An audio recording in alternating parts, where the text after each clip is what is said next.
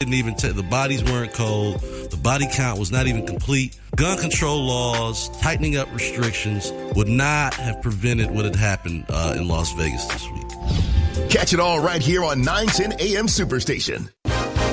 Be sure to catch Doing the D with Alexander Zonchek right here on 910 AM Superstation. And you know what that means? Lots of cool stuff. Hey, if you love gospel and jazz and Motown cruises and holiday festival concerts in Monroe, we've got it all right here for you. I want to say thank you for all you do, all you give us. We, your fans, we just love you. And you know I appreciate that, Phyllis. Thank you so much. It's uncomfortable to get compliments to do something that you love doing so much, but I appreciate it. The Voice of Detroit, Sundays from 5 to 7 p.m. There's always something new to talk about, and 910 AM Superstation wants to have you covered from every angle. So we're adding some familiar voices and strong opinions to the best talk radio station in town. Hi, I'm Rochelle Riley, and I'm so glad to be joining the family at 910 AM Superstation. We're going to be talking about it all Monday through Friday, 6 to 7 p.m. Don't miss it. 910 AM Superstation, the voice of Detroit. Good news! This cancer clinic got 4.5 stars on Yelp. On the next Mom, Marjorie's breast cancer scare. You thought about new ones? My rack is fine. Oh, please, you could tuck those puppies into your belt. As Bonnie acting like a boob. I don't want anyone feeling sorry for me because I'm sick. No one's gonna feel sorry for you because you're sick. Yeah, they'll be sorry for you because you're a crazy old cat lady. Next Mom. Tonight at 7 p.m. on WADL Detroit. A real extraordinarily tragic. 50 people dead, at least 50 dead, and more than 200 injured on the Las Vegas Strip in the deadliest mass shooting in U.S. history. And we just keep going through these incidents where people go off their nut for whatever reason and start firing randomly into the crowd. It's the most terrifying situation you can imagine. People who had recorded this on their cell phones, it was just, as you can imagine, a panic. Appears to have been an automatic weapon. I don't know that we've seen that before. I mean, we've seen semi-automatic weapons that often get mischaracterized in the media as automatic weapons, but this was clearly from the clip. He was shooting a machine gun, or at least a weapon that had been modified to fire like a machine gun. Yeah, and the police are reporting there were multiple weapons. 910 AM Superstation, the voice of Detroit. 910 AM Superstation gives you the flip side, the real side. This is our side. 3, 2, 1. You're listening to 910 AM Superstation, Detroit's only urban talk radio station. The views and opinions expressed on any program are those of the producers and or the persons appearing on the program and do not necessarily reflect the views and opinions of 910 AM Superstation or Adele Media. You're listening to 910 AM Superstation, Detroit's only urban talk radio station. It's the Wayne Bradley Show, conservative lyrical radio, giving you what you need to know. Listen up, it's the Wayne Bradley Show. Show, conservative lyrical radio, giving you what you need to know. Listen up, it's the Wayne Bradley Show. That's what it is. It's the Wayne Bradley Show. That's what it is. Listen up, it's the Wayne Bradley Show.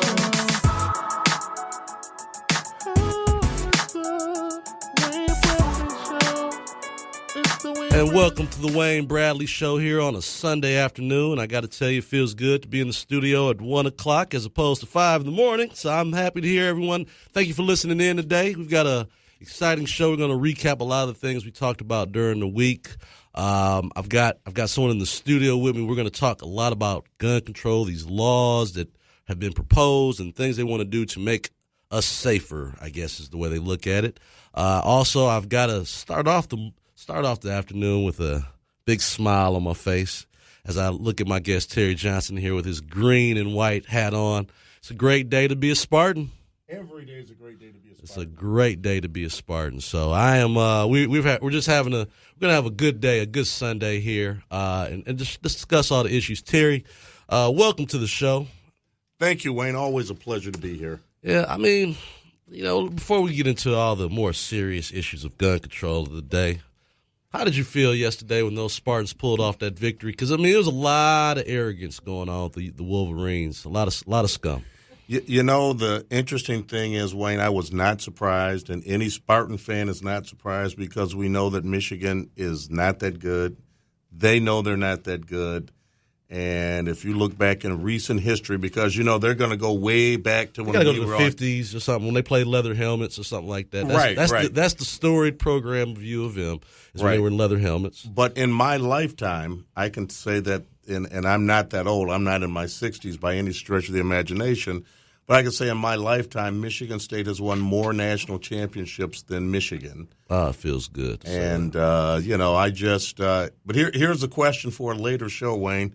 How soon do they put Harbaugh on the hot seat? Because when you can't beat your in-state rivals and you can't beat Ohio State, what's the point? What's the point of being there? And the other question I would say is, how quickly does some NFL owner get excited seeing that Harbaugh could be available and bring the Brinks truck up to Ann Arbor and try to lure him out, you know? Well, I like him there because, you know, much like Brady Hoke, Rich Rod, he's following the same tradition, so let him roll on. Overrated and underperforming.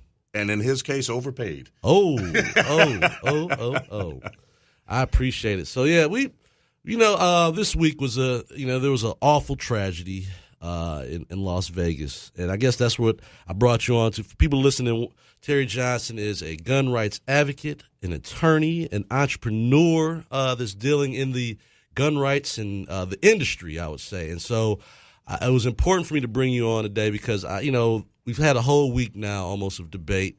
And typically it takes about 24 hours to whenever a tragedy happens, I would say even 5 to 6 hours, politicians start going out, demanding gun law changes, tightening up of restrictions, etc.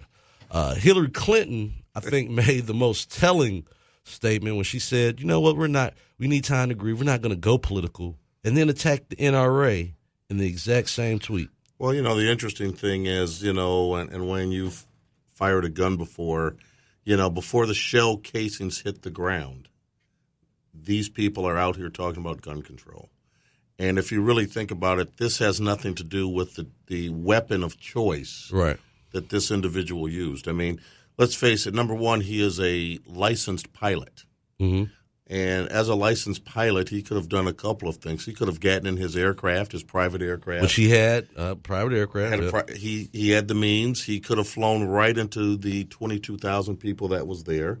He could have gotten a rental truck like a U-Haul or some brand like that, filled it with ammonium and fertilizer and pulled up and done other damage. But because he chose mm-hmm. to use a firearm, we believe for some weird reason that we could have prevented all of this. And that's like you said, chose is the key word. Individual responsibility of scenarios. And I guess that's the thing that bothers me is that this is one man, and again, we're going to use one man to change the rules for everybody else. I guess that's the issue. Well, it's interesting. You look at it, and I had this conversation with my sister. I said, it's akin to this. If a man in Pontiac gets involved in a drunk driving and he kills someone, should they come take my car and I've done nothing wrong? I mean, if I'm a responsible driver, no tickets, no speeding, no issues, the state continually, gives me my license, they don't take it away. Why would you take my license away when someone else has done something wrong? And I guess that's the part I don't get. There's been a lot of talk about this, and I'm not what I would call a gun aficionado. So I wasn't aware of this bump stock. I didn't know this was such a big deal, I guess I could say. And I guess the question is, if it was such a bad thing, why did Obama why did he sign off on that and let that go during his time as president? And that's a great question, Wayne. And I've heard people say, well, the Republicans wouldn't let. I said, well, wait a minute. This happened in 2010. And in 2010, as you know, Wayne, that's when then President Obama, had both the House full of Democrats, mm-hmm. majority, the Senate full of Democrats, the majority. So he had the ability to get anything through Congress he wanted to get through. And this is one of the things that got through. But this bump stock that they talk about, And Wayne, just so everybody's on the same page, your audience, if you were to get rid of the bump stock, you can jerry-rig anything to make it a bump stock. I can use my belt loop on my pants. I can use a rubber band. And a bump stock is not something that is used for accuracy. It just allows you to rapidly fire. Right. And it's truly not a automatic machine gun or automatic weapon because, again, so everybody's on the same page, automatic weapons are prohibited. In order to get one of those, even to shoot one of those, you've got to go through so many different background checks and everything. It's just really, really difficult to get. Interesting. So, when I hear, so now they're talking about possibly banning that. How would President Trump or the leaders in Congress, how would they go about? Because, the NRA almost looks like they're almost willing to concede on this issue. That's the way. And I don't know if it was PR pressure or just the idea. We've got to do something to make it appear that we're, having empathy. That's how I felt about it when I saw the NRA saying, well, maybe we'll review it. They didn't say let's get rid of it. They just said we'll review it. That was almost like giving a little something, a little taste. Here's the thing, and quite honestly, a bump stock is not going to – getting rid of the bump stock is not going to prevent any more guns, any more homicides, because let's face it, Wayne, murder is against the law. Right. People commit it every day, I'll tell you something, and your listeners may take pause with this. You realize we can have a law for anything, but the question is if people aren't going to follow it. Criminals by nature don't follow the law. And if you take a look at the Michigan gun laws, I'm just referring to Michigan, we've got over 20,000 gun laws on the books. Wow. 180,000 words, over 524 pages, and that's single-spaced. If you read at an average pace, which the average person reads about 200 words a minute, it would take you 15 hours nonstop to go through every single solitary law. And if you believe that adding another 600 words in there to add a new law would prevent any of this from happening, you're sorely mistaken. I believe that. And that's the thing. I think we can legislate all we want, but you cannot legislate morality and for people to follow the law. Well, the interesting thing is, and I keep looking at drunk driving. I can eliminate drunk driving right now. Just don't let people drive. No, I got a better one. Why don't we just get rid of cars altogether? Right. Why don't we go back to horse and buggies? Right.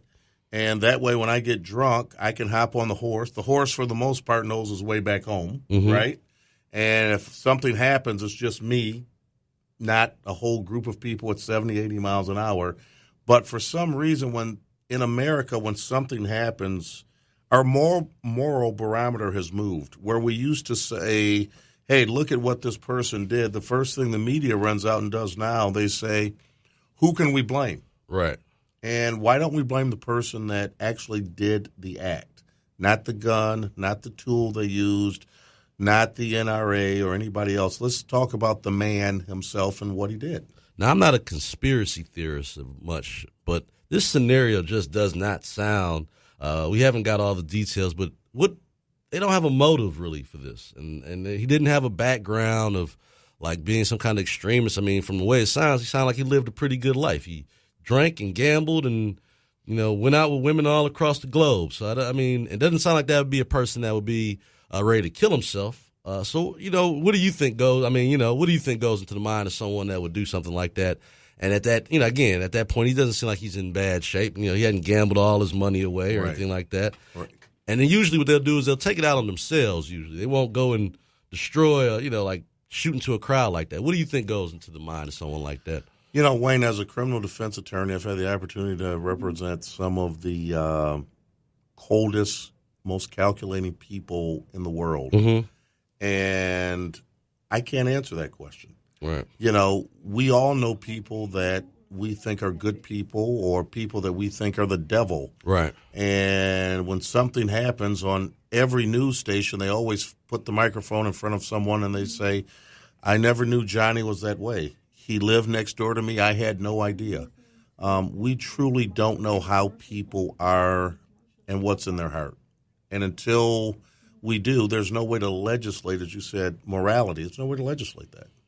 The one issue, and I guess this will be a fair one for anyone to ask, is that the one issue I do pay more attention to, because I've worked in this field or not, is the mental health. Yes. When you connect mental health and someone having the ability to be able to purchase a handgun, what do you think that we can do without, because I know a big part of it is avoiding HIPAA violations and things of that nature. What do you think is there anything we could do to better monitor a situation between someone who definitely has some kind of mental health or emotional issues, and making sure that maybe they don't have the I don't want to say have the right to, but at least monitor the person that's purchasing handguns in that kind of scenario? Well, Wayne, the interesting thing is, let me ask this right now: if I were to get a concealed pistol license or go purchase a firearm, would I pass a mental background check?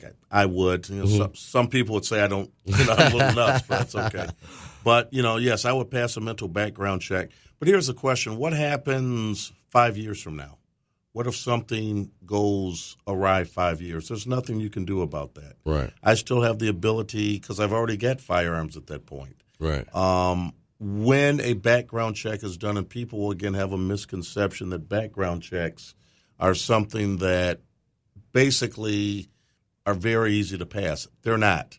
Nevada, as a matter of fact, has the most stringent background check for firearms in the nation. Okay. And it's even more stricter than the federal background check. Yet the gentleman, Mr. Paddington, who committed this heinous act in Las Vegas, he passed this. So there's really no way that what people are asking for is a crystal ball. Right. To say, okay, on January 30th, 2018 or December 9th, 2025, this man's going to go out and commit a crime. He's going to become mentally ill. We don't know that. Only the Lord knows what's going to happen in the future. So, there really is not really a scenario or a way that you could correlate, like say if someone who's been in mental health facilities or been getting this kind of counseling, besides, I guess, maybe that counselor themselves speaking up and saying, this man has exhibited symptoms of someone that would, either kill himself or kill others. There's nothing we could do, in that kind of. And unfortunately, Wayne, that's a problem here in this country. We believe that we have to solve every problem. We can't solve every problem. Right. That's basically what a lot of people are saying is, let's put a no hurricane sign up down in Florida. And then the hurricane comes through and we say, well, how do we solve this? And, of course, I'm being facetious about this. Right. But there is certain things we just have to accept. And I'm not saying accepting of mass killings, but the problem is, even in your scenario, the background check goes into involuntarily committed. So what does that mean? That means if I have an issue and I, on my own, put myself into a mental treatment facility on my own, I'm still eligible for a firearm down the road. But if, let's say, my family or my significant others, they, against my will, put me into a facility, then I'm never eligible again. So there are some scenarios where you would not be eligible ever again based off of your mental health condition. There are many scenarios, Wayne, and I'll give you one that's very simple. Domestic violence, that's another one that, but again, and let's go back, just because they can't legally doesn't mean they're not going to get their hands on a weapon. Right. And again, I hate to keep going back to the driving scenario, but how many people do you know personally, and this goes to your audience, how many people out there know people who are driving on suspended license? Right. No insurance. The law says you have to have it, but how many people are stepping up saying, I can't afford it, I got this. They got all the reasons. Right. They got all the reasons, but they still drive, and when something happens, I never hear us say, well, we got to have tougher laws on this. It's not the tougher law. It's holding the person who does these things accountable. It seems like a real simple scenario. If anyone's listening in and would like to ask my gun rights expert, resident gun rights expert here on the Wayne Bradley Show, Terry Johnson, any questions, feel free to give us a call, 313 313-209-9000. Again, that's 313-209-9000. You might be able to answer any of your questions here, because I also kind of want to, as I look at your shirt, the logo here, I want to ask you a little bit about firearms and legal protection, and what does that encompass, and let people know a little bit more about what you're doing with that organization. Thank you, Wayne. Firearms Legal Protection is an organization that basically protects people who are lawfully protecting themselves when they use a firearm or any form of lethal force. If you go through a situation like that, most people, and you know Marcus Weldon, obviously, right. Yes, better known as the Santa Claus shooter here in the Detroit area. Mr. Weldon went through a situation where he was lawfully protecting himself, and just to lawfully protect himself, it cost him upwards of $50,000.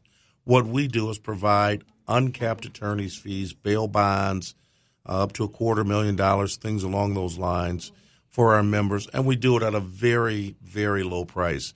And we start our plans as low as $9.95 a month. And can I give the website, Wayne? Please, go ahead. Feel free to go to our site, www.firearmslegal.com. Again, www.firearmslegal.com. And you can sign up and become a member, and we'll protect you as you're protecting yourself. Interesting. So it's almost like insurance. Literally, it's insurance for someone that has been put themselves in a situation where they had to protect themselves. Exactly. All right, we got a caller on the line here. I'd assume they want to talk to you. We got Olaf on the line. Olaf, thanks for calling in. My man, Mr. Wayne Bradley. How you doing, the sir? Only Republican I ever had love for. What's going on with you, man? To you and your guest. Thank you very much.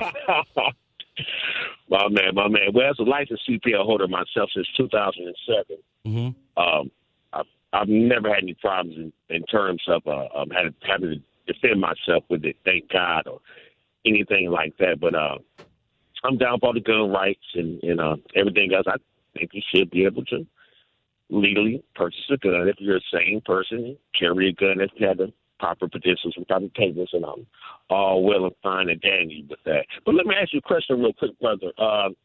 See if you might know about this. That new law that we're trying to pass down in Lansing, I know it went through the committee, it went to the House, and now from my understanding, I think it's in the state Senate. That's at the one where basically anybody in Michigan, that you're able to buy the gun, you can basically carry it concealed. Mm-hmm.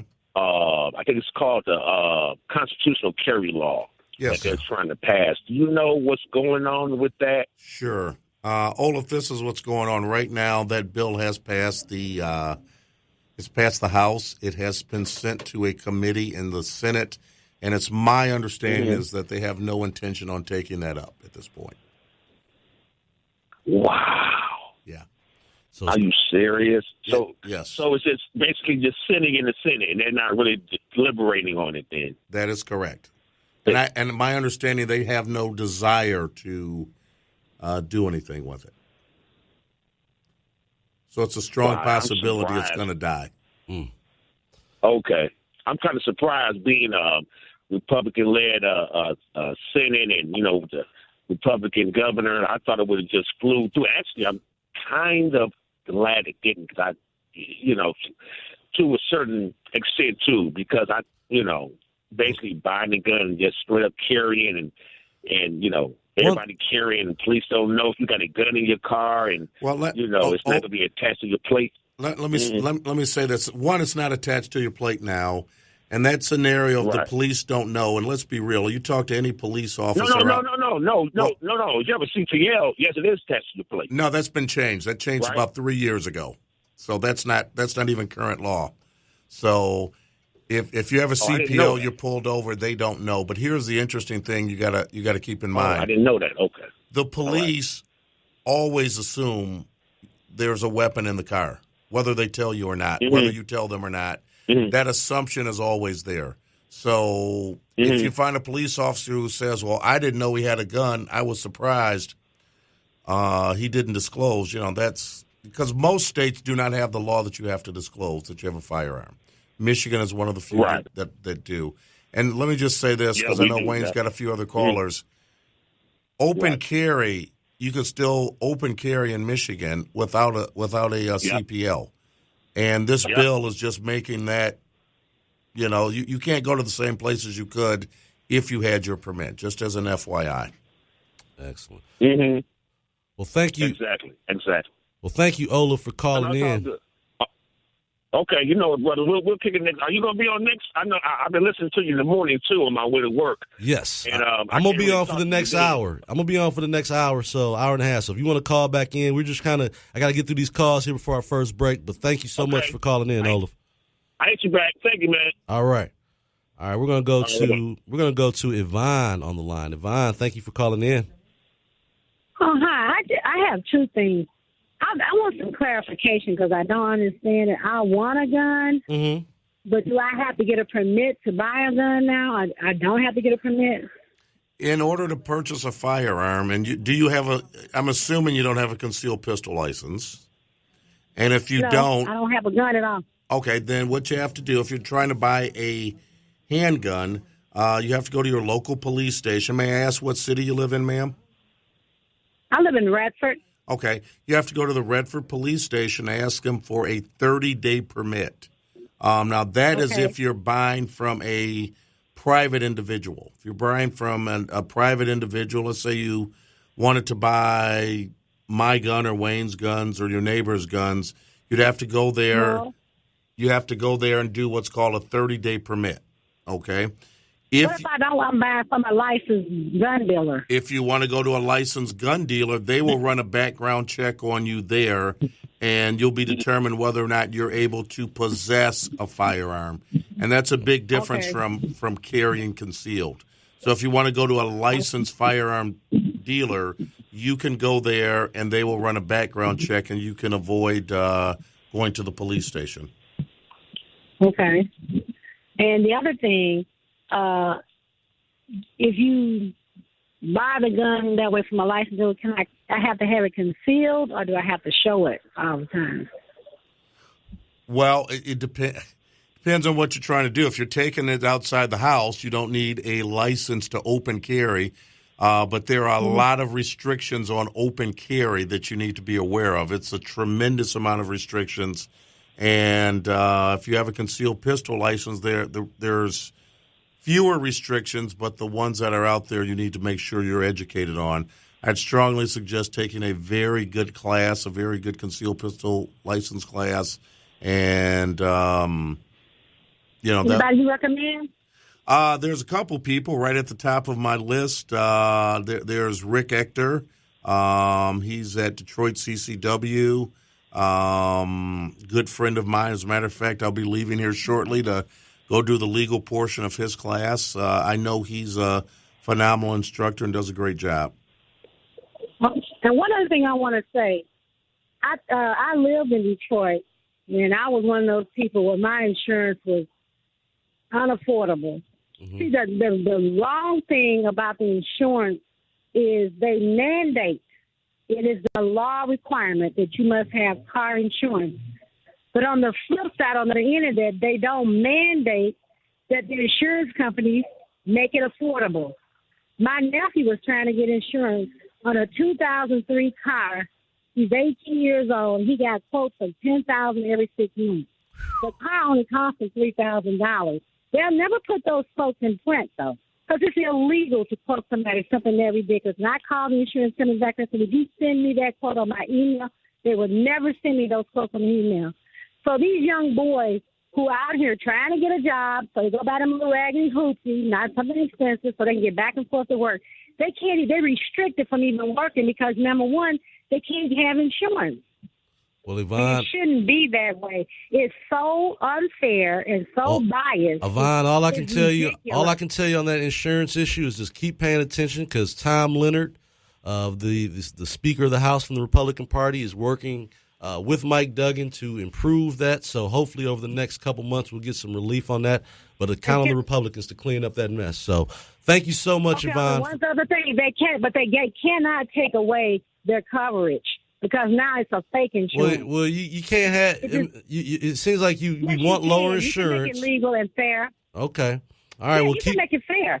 Just keep an eye out on the legislation that's being done now. You can stop redlining. That's what you could do, and it would make it fair. Okay. I am 62 years old, and they try to call me prices like I'm an 18-year-old kid. So it's not fair. Okay, no tickets, driving a Cadillac that's paid for, car paid for, house paid for, everything paid for, and I'm still getting a high quote in Detroit. All right. You're running people. I'll tell you what. Keep it's not fair. It's illegal. Okay, well, thank you so much for calling in. I appreciate it, Yvonne. We've got John on the line. John, you're our last caller for the break.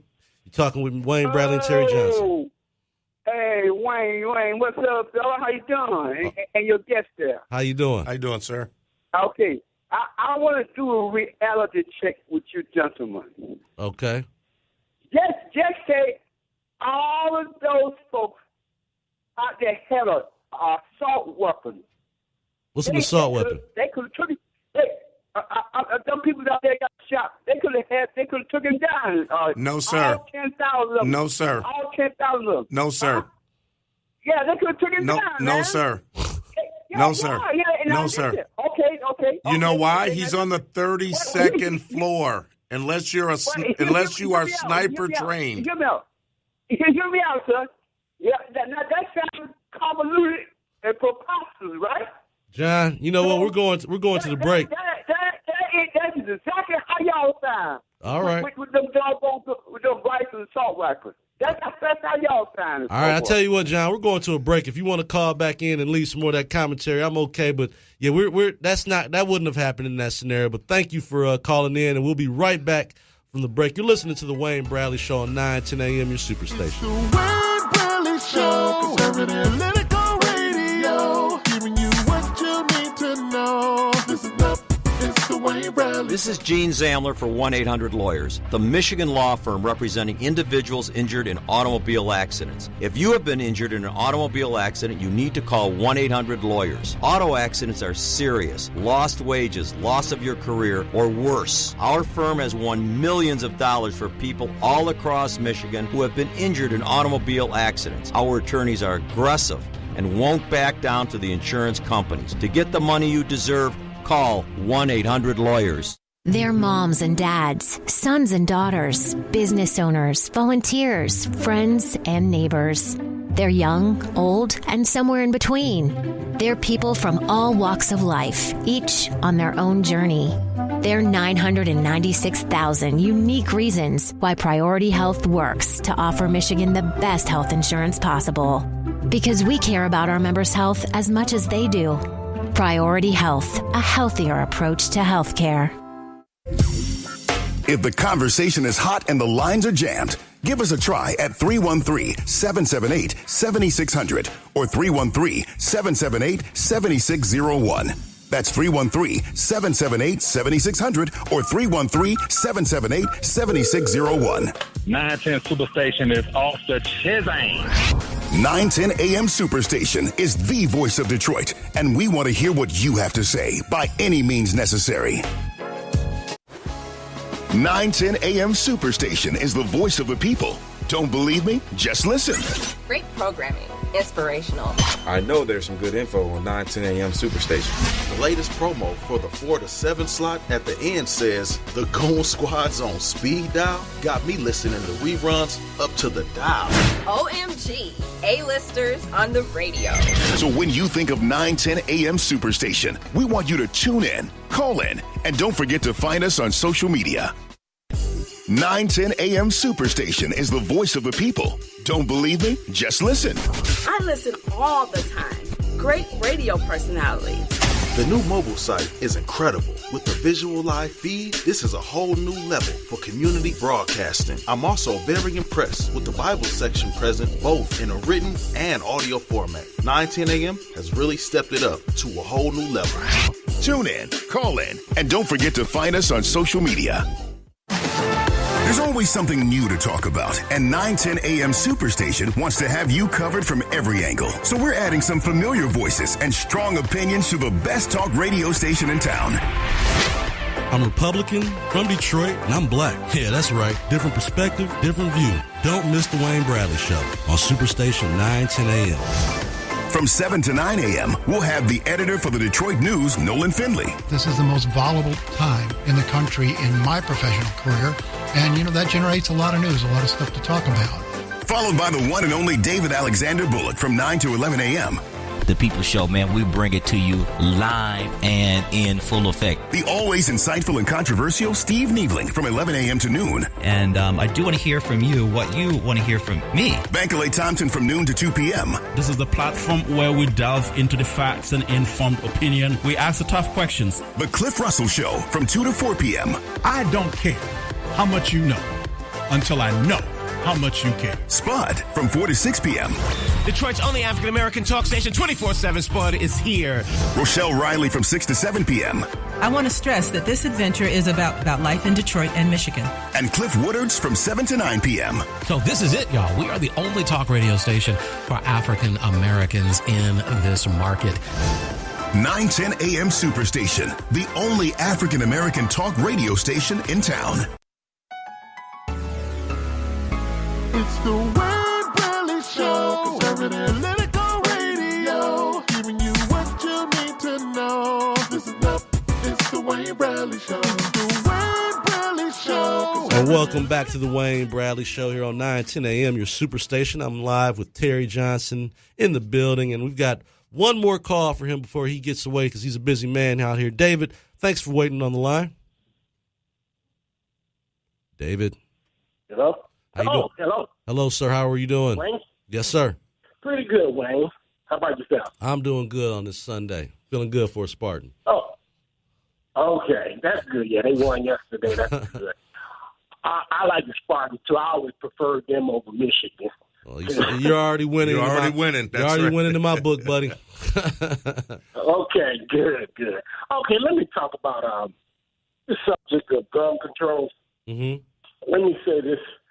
For black people or African Americans, as some like to be called, lack of guns is one of the reasons that a lot of Africans were placed into slavery. Mm-hmm.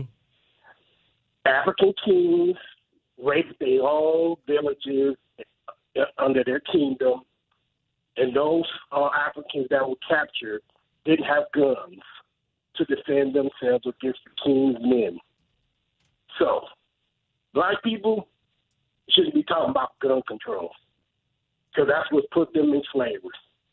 Well, from a historical perspective, I couldn't agree with you anymore on that. And even in the South, if you look at it, with the KKK, the reason the KKK didn't do more damage than they actually did is because a lot of those people had shotguns and rifles and other things that they used to protect themselves. That is exactly true. Guns are a necessity in the black community. Without them, they kill us off. Well, the funny thing is, if you take America with all of our resources and both natural and man-made, things that we have here, one of the reasons that we've never been invaded or anyone's tried to come and take all of this away from us is because a lot of our citizens have guns. And can you imagine if a country tried to come in here, they wouldn't know how to defend themselves because everyone around them would have guns. And defending yourself is a fundamental right, not only a constitutional right, but a fundamental right. And a personal responsibility. It is a fundamental, exactly. And also, I want to say this. Every New Year, most of these people around here with these guns, they do not go to a shooting range to practice shooting. Most of these folks, they wait till the New Year's Eve to fire off these.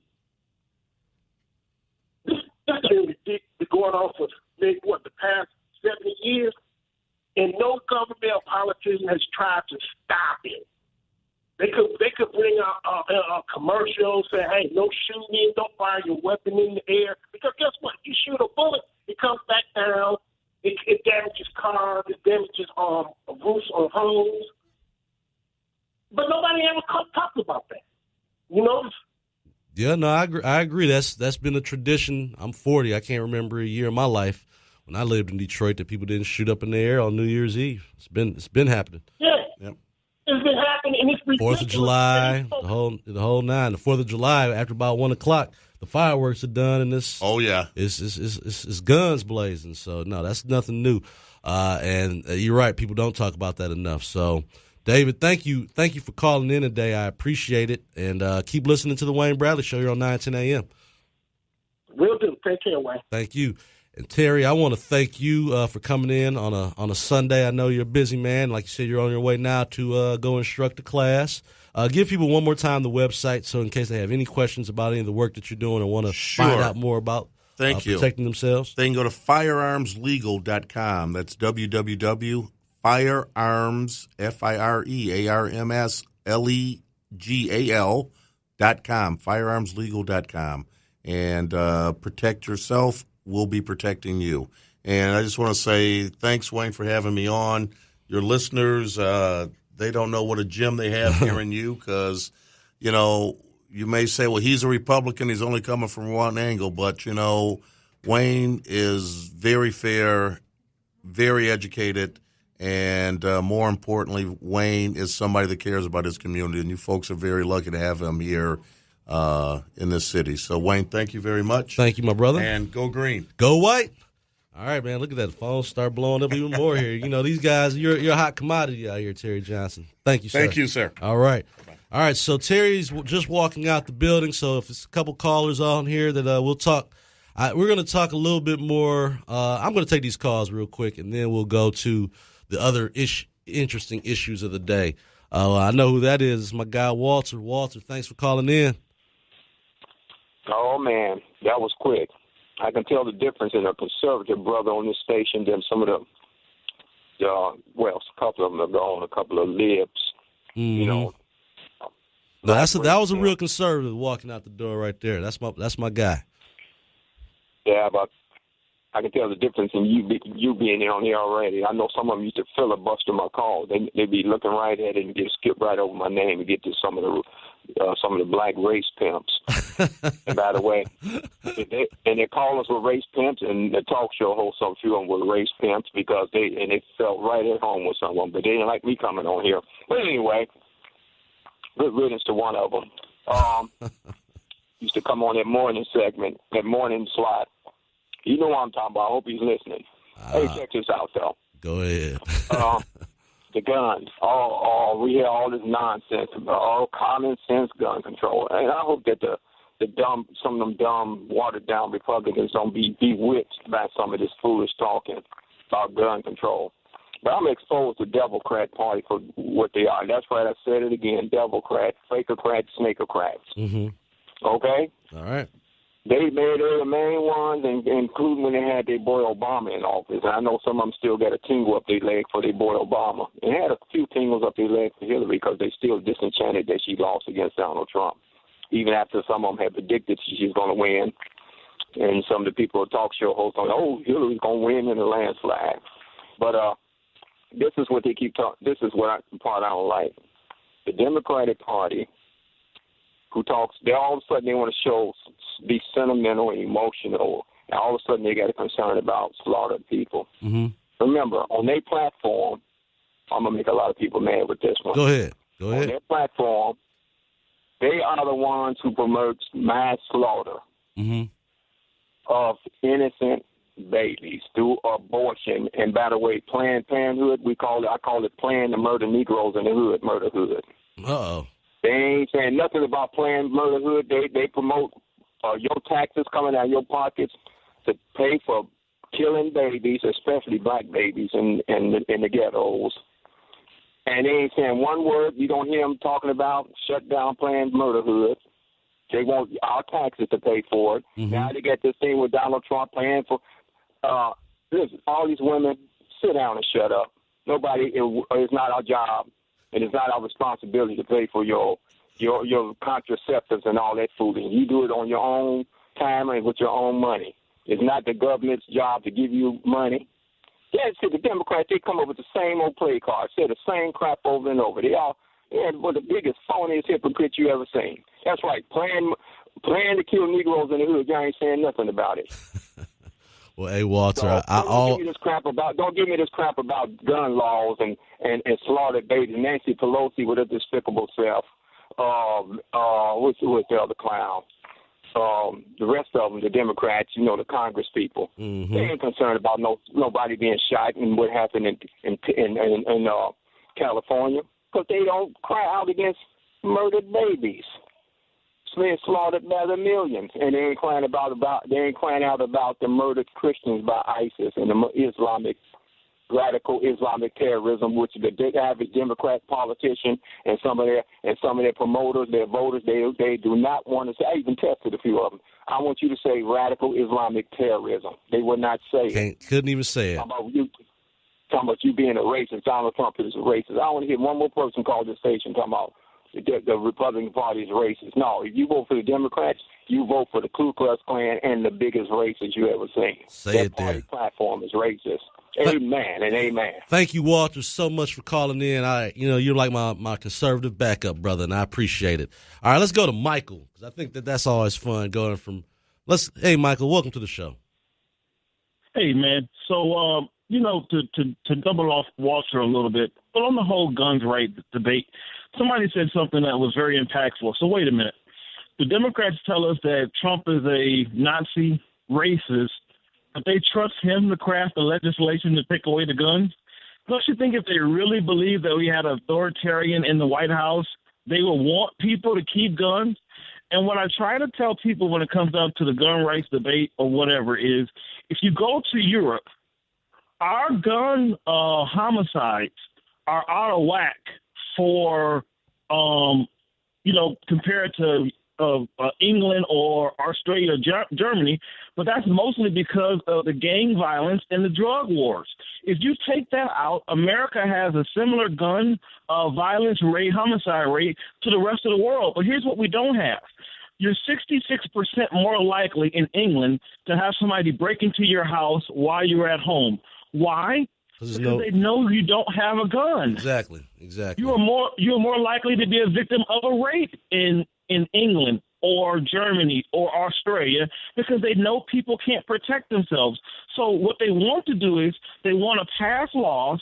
And again, passing a law trying to stop the bump stops, I think it's a shrewd move on the NRA because in the whole rhyme scheme of things, that's not going to take away anybody's right to own a gun. Okay? Actually give them a little bit of something to make it seem like you are reasonable to say the bump stops. That's what I thought. When I heard that, I thought they were just trying to show that, hey, we can be reasonable. We're willing to concede something so you guys will stop making the NRA out to be the bad guys, which I think they had every right to do because it seems like whenever a tragedy happens, it's almost like the NRA members are the ones that did it when that's never the case. These are guys that have acted on their own, and I understand why the NRA did that. Right. And do you know the NRA actually became its current has its current ideology as related to black people when the Black Panthers in the 1960s were using their Second Amendment right not only to protest in places like Sacramento, they protested with their guns. And even Ronald Reagan says, well, wait a minute, we're not comfortable with these black people owning guns. It was the NRA who said, guess what? If they take the right to own guns away from black people, they're going to take it away from us. So the very people who are called racist actually are the ones defending the rights for black people to own guns. I know you're aware of the D.C. versus Heller and Chicago versus Washington. In both of those cases, black people in high crime areas were prevented from protecting themselves. Right. And it is the NRA and the Republicans who said we want black people to have the right to protect themselves, and it's the Democratic Party who's saying black people can't handle guns. It is yet another slight against the ability of black people by the Democrats, but yet their natural paternalism. They think they have all the solutions for the black community. It never ceases to amaze me. Listen to the Democrat Party when it comes to their paternalism when it comes to the black community. So. You're right, Michael. That's just another example of it. Yes, sir. So I don't vote personality, Wayne. Okay. I vote party platform, all right? And to me, and I challenge any Christian All you have to do is look at the 2016 Republican Party platform and look at the and the 2016 Democratic Party platform. And I'm not saying that I like Trump, because I don't. I think we got him because the establishment Republicans blocked an honorable man like Cruz and thought that Trump would get slaughtered and we'd run back to him with their big spending ways. But a strange thing happened on the way to the polls. Trump won. But if we look at the party's platform, the Republican Party has a far better platform for America, a far better platform for black people. And if black people could ever get beyond the fact that they believe that Republican means racist, I think we'll recognize the Democratic Party. And you know what? Just for that, Michael, when we come back from the break, I'm gonna play a little audio of the Democrat National Convention when they were booing God. I think sometimes it's a Sunday. I think it's only right on a Sunday. I remind a lot of these liberals exactly what goes on with the Democrat Party and their platform. So thank you so much, Michael, for calling in today. I really appreciate it. And keep listening to the Wayne Bradley Show. We're going to go to Abdullah because Abdullah's been holding a while. Thanks, Abdullah, for your patience. Thank you. Welcome to the Wayne Bradley Show. Yeah, well, thank you for taking my call. And you don't talk to many people like me. I'm not a Democrat. I'm not a Republican. I'm not a socialist. But all of them have some good in all of the parties, you know. Mm-hmm. And I'm also, my mother was an Indian, they called her, from the Cherokee tribe. My daddy, his father was from Africa. Mm-hmm. So, and one of the things that happened to us when we were here, so that's actually been, what they call us Indians, but we're native people. We've been here 11,000 years on this part of the world, see. And there's nothing wrong with a person having a gun, although in the Nation of Islam, we don't carry guns, something like that. But in your house to protect yourself. But what they're saying, people don't have the understanding. It's the kind of guns that these people are carrying today. These are soda rare rifles and what do they call it? What this guy did all that killing in California. Mm-hmm. What do you need those type of guns for? As you, what we used to, like when I was in native Cherokee, we didn't have guns. We had bow and arrows, stuff like that for hunting. You know, like food, you know, something like that. Deer or something like that. And but what we made our mistake, the natives of us, I said Cherokee, we let people come from abroad here, you know, they were trying to help them out. And we didn't have the powerful weapons. And they brought the guns in and took over because that don't compare to no gun, no bow and arrow. Right. This is what really happened to us, you know, as a native person. So I have the experience of a lot of things, my brother. Like I once lived in Canada for 2 years, and there the police during that time they didn't even carry guns, and they didn't have the crime up there that they have here. And I once was in the army for 2 years in the Korean War because I'm 87 years old. Wow. And I learned a lot in those different places from the Japanese, the Chinese, and the Koreans, and they used to tell us that we're not child's enemy, you know.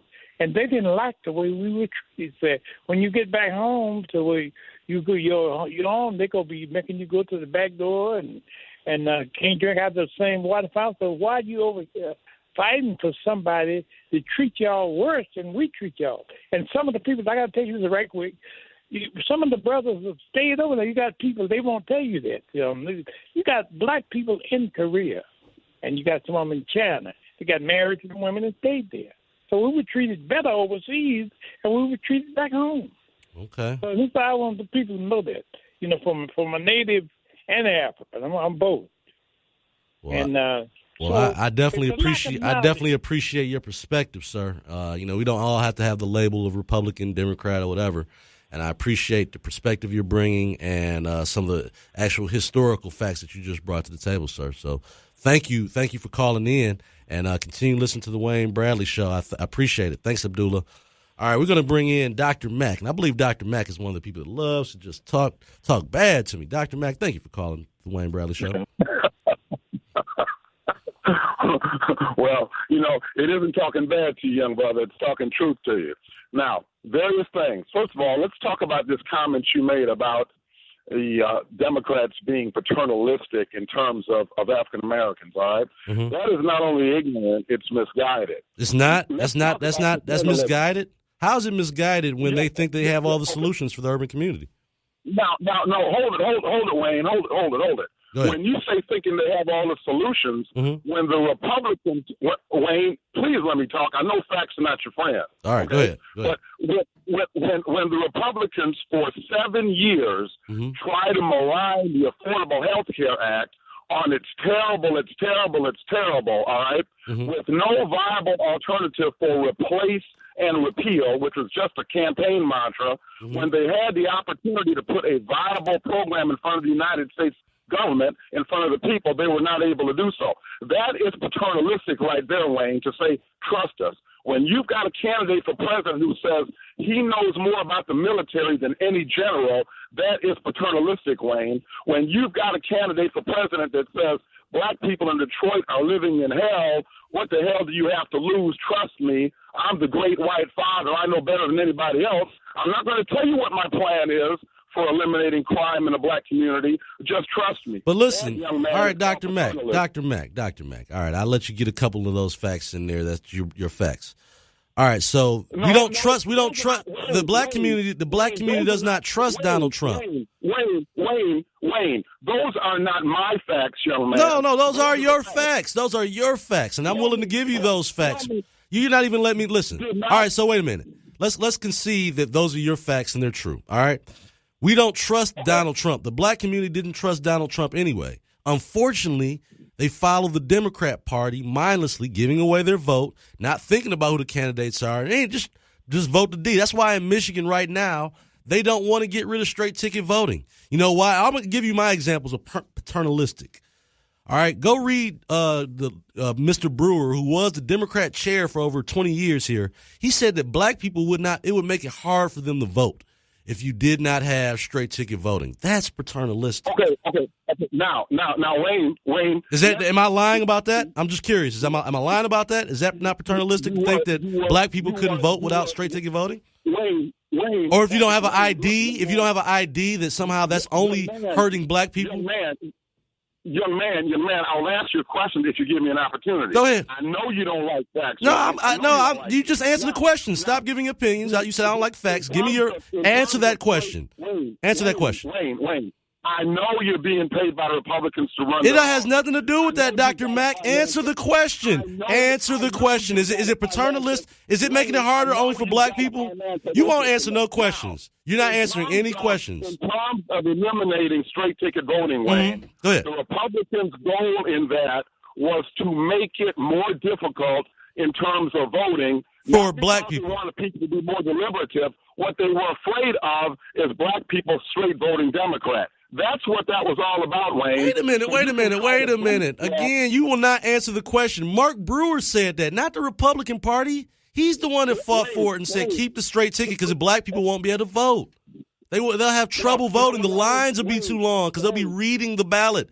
God forbid they actually have to read the ballot. Wayne, black folks can take whatever time they need to vote. I'm telling you that the purpose of that law was to discourage black people from voting. And so I'm telling you that Mark Brewer's the only defense of it was that black people would have a struggle to vote. And that's not being paternalistic. Wayne, we can easily analyze and defeat what you're saying this way. How? Why would you want to eliminate straight? Okay, Wayne, listen, just calm down, son, calm down. Why would you want to eliminate straight ticket voting? Because it shouldn't be about party. It should be about the people you're voting for. I don't vote straight ticket. Again, think about every individual you're voting for. Stop voting for just a party or a party that's done nothing for your community. So what you're saying is you think black people are so ignorant. No, I didn't say that. Mark Brewer did. Mark Brewer said it. Mark Brewer said it, not me. Listen. Wayne, listen.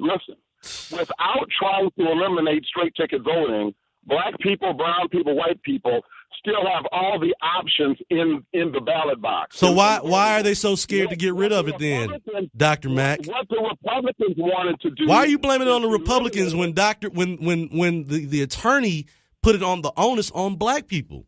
Mark Brewer said that. Go look up the case. Because the purpose of that just like the voter ID nonsense. Because, yeah, I know. If you have a voter ID, that only makes it harder for black people to vote. Right. That's what Democrats say. What I'm saying is, Wayne, you need to study a little more history, which is why I called you. Look, when Richard Nixon was running, Wayne, I know history's not your thing, man, but listen, Dr. Mack, you have yet to answer any question I've asked you, and I can appreciate your spin. I can appreciate your spin, too, because you have not answered one question I've asked you this whole time. I keep asking the same question, and all you can come back to is what Republicans said when I'm pointing out to you the paternalistic nature of the Democrat Party feeling like they have to protect their black vote by saying that it's going to make it harder for them to vote without ID, that it's going to make it harder for them to vote if they don't have straight ticket voting. You don't hear Republicans saying, it's going to make it harder for our rural white people to vote based off that. It's only the Democrats saying that about black people. And you're not offended by that. But thank you, Dr. Mack, for calling in today. I appreciate that on the Wayne Bradley Show. You're listening on 910 a.m., your superstation. We'll be back. Radio, giving you what you need to know. Listen up, it's the Wayne Bradley Show. It's the Wayne Bradley Show. 910 a.m. Superstation. We're the voice of facts. Folks, I don't care what your position is about the incident that involved Virgil Smith and his ex-wife. The fact of the matter is a plea deal was reached, and young Mr. Smith honored every condition of his probation. He had to resign from the office that he held at the time he took his plea deal, and that was it. When the prosecutor's office tried to say, okay, and you can't run again, almost sounds like the sentence they gave me. They say, wait, we want you off the bench, and we're going to keep you from running for the next trillion years. But the circuit court said, no, you can say that he leaves office. You can say that he goes to jail. You can say that he pays the fine. You can say that he's on probation, but that's it. You cannot reduce a criminal penalty, a sentence, or a fee in exchange for a civil agreement to not run again for public office. So Virgil Smith is absolutely legally able to run for office. We are 910 a.m. Superstation. If the conversation is hot and the lines are jammed, give us a try at 313-778-7600 or 313-778-7601. That's 313-778-7600 or 313-778-7601. 910 Superstation is off the chisane. 910 AM Superstation is the voice of Detroit, and we want to hear what you have to say by any means necessary.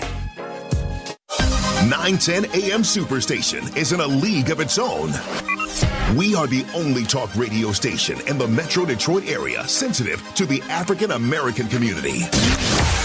Make sure you join us on what station? 910 AM the Superstation. 910 AM. 910 AM. On 910 AM Superstation. 910 AM Superstation, Metro Detroit's only African American based talk radio station. Good news! This cancer clinic got 4.5 stars on Yelp. On the next month, Marjorie's breast cancer scare. You thought about new ones? My rack is fine. Oh, please, you could tuck those puppies into your belt. As Bonnie acting like a boob. I don't want anyone feeling sorry for me because I'm sick. No one's gonna feel sorry for you because you're sick. Yeah, I'll be sorry for you because you're a crazy old cat lady. Next month. Tonight at 7 p.m. on WADL Detroit. A real extraordinarily tragic. 50 people dead, at least 50 dead, and more than 200 injured on the Las Vegas Strip in the deadliest mass shooting in U.S. history. And we just keep going through these incidents where people go off their nut for whatever reason and start firing randomly into the crowd. It's the most terrifying situation you can imagine. People who had recorded this on their cell phones, it was just, as you can imagine, a panic. Appears to have been an automatic weapon. I don't know that we've seen that before. I mean, we've seen semi-automatic weapons that often get mischaracterized in the media as automatic weapons, but this was clearly from the clip. He was shooting a machine gun, or at least a weapon that had been modified to fire like a machine gun. Yeah, and the police are reporting there were multiple weapons. 910 AM Superstation, the voice of Detroit. Be sure to catch Doing the D with Alexander Zonchek right here on 910 AM Superstation.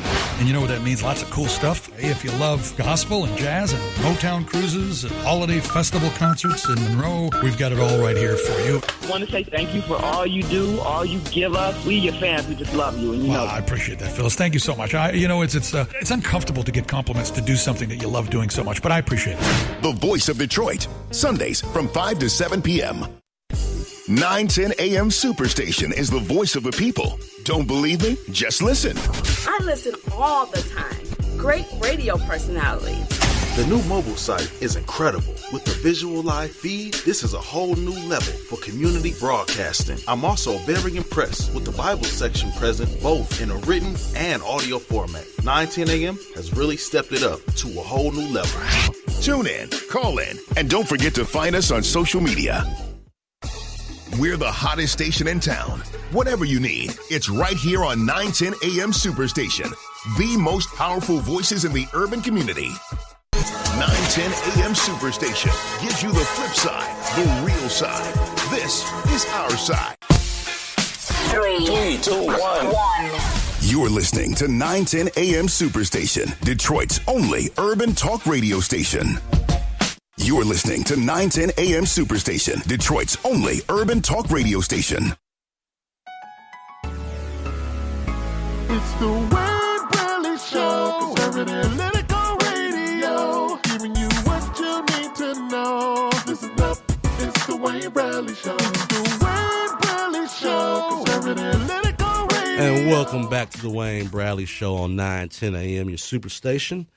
We were just talking with Dr. Mack. I appreciate your call, even though couldn't get you to at least answer the one question. I'll let you spew out at least 3 or 4 of your facts, and then I just asked a simple question. And no one, he just didn't want to address that. And I respect you, Dr. Mack, for calling in and doing a little debate with me and claiming that I don't do any research and don't like history, but that's okay. I'm all good with that. I want to go ahead and play the clip real quick of the Democrat convention. These are some of my favorite clips. Listening to them boo God because they wanted to put God as part of the platform and Israel as part of the platform in the Democrat convention. Let me go ahead and play that clip. They attempted to change the platform to address the criticism, and watch what happened. Is there any further discussion? Hearing none, the matter requires a 2/3 vote in the affirmative. All those delegates in favor say aye. All those delegates opposed say no. In the opinion of the... Let me do that again. All of those delegates in favor say aye. All those delegates opposed say no.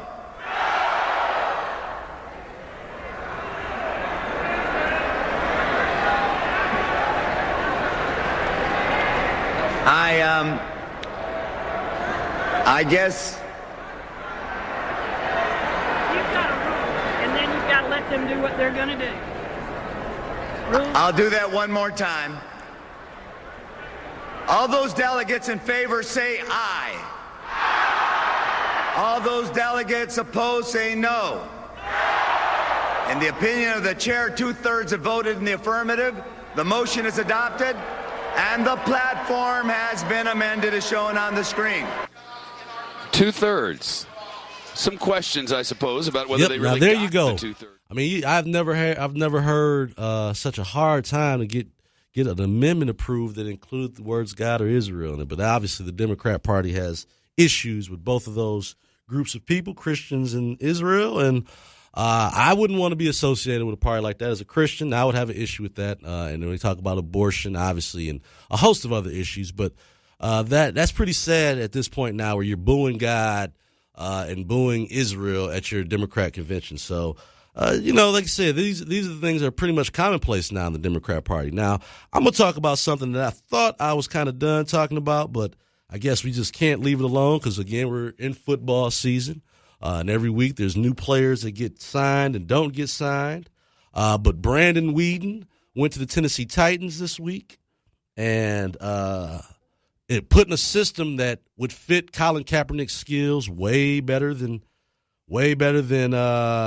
he would do, than Brandon Weeden. Brandon Weeden hasn't won anything ever, and it's just, to me, it's amazing that he still is looking for a job.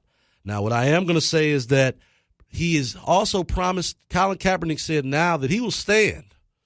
If picked up by another team, he's going to stand up for the anthem. Now, to me, that's a major concession. Now, this is the kind of thing that happens when you're unemployed and you want to get that job. And today, Mike Pence left out of the game, the San Francisco 49ers game, because I guess a few players took a knee. This is a football guy. And again, I just can't understand this. I guess it's really more important to fit the corporate structure. But to me, if you can tell me honestly that Colin Kaepernick is not better than Brandon Weeden, a guy that has an under 500 record for his career, and he still gets picked up first, something wrong with the league on this one. So I am not boycotting anymore or whatever you want to call it, because that whole thing has just gotten to something totally different than what it started for. There are actually people today at the Lions games, Brian Pannebacker being one of the guys who I know who is out there protesting right now because they don't feel like the players have given enough reference and deference to the flag and to the anthem, which by way of that disrespects veterans and military families, which some of these gentlemen, Brian Pannebacker, I believe he's a former veteran. His son's in the military. And so these guys they're out protesting right now at the Detroit Lions game. And to me, again, I think we've just kind of lost. I think that instead of all the protesting, I think we need to have a conversation. It would have been a lot better if the president would call that conversation, or whoever it needs to be. We need to have a conversation. I think people are totally lost focus on exactly what was important out of that, what Colin Kaepernick originally took a knee for. But he's saying now, if he's given another opportunity, he will stand for the anthem. And I think that a lot of the NFL players ought to be paying attention to that because, at this point, speak up on Monday or Tuesday. Speak up on your day off. Let's bring more attention to it than just doing it on Sunday, because too many people are obviously receiving it the wrong way. And I'm seeing all my friends that are joining me on Facebook Live right now, Sparty on. That's right. Much love for you and your Paul Bunyan. You got the trophy back. Paul Bunyan is back where it belongs. Just want to say that to all my Wolverines out there, all the Wolverine fans. The Paul Bunyan is back where it's in its rightful home. And so, I'm not going to spend too much time on the whole Kaepernick issue, other than the fact to say that Kaepernick has, I guess, recognized the error of his ways. And I don't think it was really error, but I just think that people took it, weren't willing to receive it the right way. And so he found himself in a bad situation there. And he's willing to stand now if he wants to work again in the NFL. So, hey, Janice. Hey, Jody. How's everybody doing that's watching me on Facebook Live here? So we're going to go to Joe, who's been waiting a while. Joe, thank you for waiting on the line. Hey, there's no right way to take calling cops pigs, but that's not what I call them. Oh, man, it's rough. Like I said, I think now if he's willing to say that he's going to stand, don't you think he ought to at least get another opportunity for a job, considering all the other people in the NFL have had second chances, Joe? Being fair is fair.